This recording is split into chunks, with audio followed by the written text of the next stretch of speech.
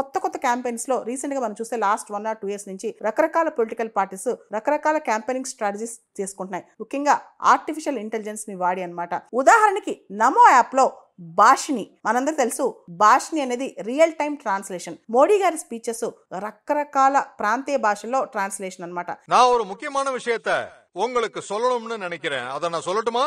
ஞாபகம் வச்சுக்குவீங்களா? இது உங்களுக்கு லாபகரமான விஷயம். తర్వాత కాంగ్రెస్ కూడా డీప్ ఫేక్ వీడియోస్ వాడింది. తర్వాత తమిళనాట డిఎంకే పార్టీ ఒక డీప్ ఫేక్ వీడియో వాడి కరుణానిధి గారు పాత సీఎం స్టాలిన్ గారిని ఎండోర్స్ చేసినట్లు ఫుల్ క్యాంపెయినింగ్ అన్నమాట.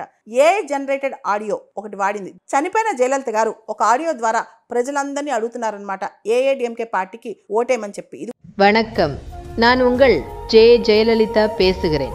உங்களுடன் பேசுவதற்கு ஒரு உன்னத வாய்ப்பை வழங்கியிருக்கும் இந்த தொழில்நுட்பத்திற்கும் ఇది కూడా ఒక డీప్ ఫేక్ ఆడియో అన్నమాట. తర్వాత టీడీపీ పార్టీ ఏఐ యాంకర్ ని ఇంట్రడ్యూస్ చేసింది, వైభవి అని చెప్పి. తెలుగుదేశం ఏం చేసింది, ఎలాంటి ప్రోగ్రామ్స్ చేసిందని చెప్పి ఓటర్ సెంటిమెంట్ ని అట్రాక్ట్ చేసే విధంగా ఏఐ యాంకర్ వైభవి మాట్లాడుతూ ఉంటుంది అనమాట ఈ యూట్యూబ్ ఛానల్లో. తర్వాత సిపిఐఎం వాళ్ళు కూడా ఏఐ యాంకర్ లాంచ్ చేశారు, అదే సమత అనమాట. ఆమ్ ఆద్మీ పార్టీ వాళ్ళు అయితే ఏఐ ఫిగర్స్, ఏఐ పిక్చర్స్ అన్ని రిలీజ్ చేస్తున్నారు. వైఎస్ఆర్సీపీ కూడా అదే విధంగా ఆర్టిఫిషియల్ ఇంటెలిజెన్స్ ని వాడుతుంది అనమాట. అన్ని political parties across the spectrum ఇప్పుడు ఏఐ మీద పడ్డాయి, ఆర్టిఫిషియల్ ఇంటెలిజెన్స్ మీద పడ్డాయి అనమాట. అందరూ కూడా ఏఐ వాడి వాళ్ళ క్యాంపెయినింగ్ ముందుకు తీసుకెళ్తున్నారు.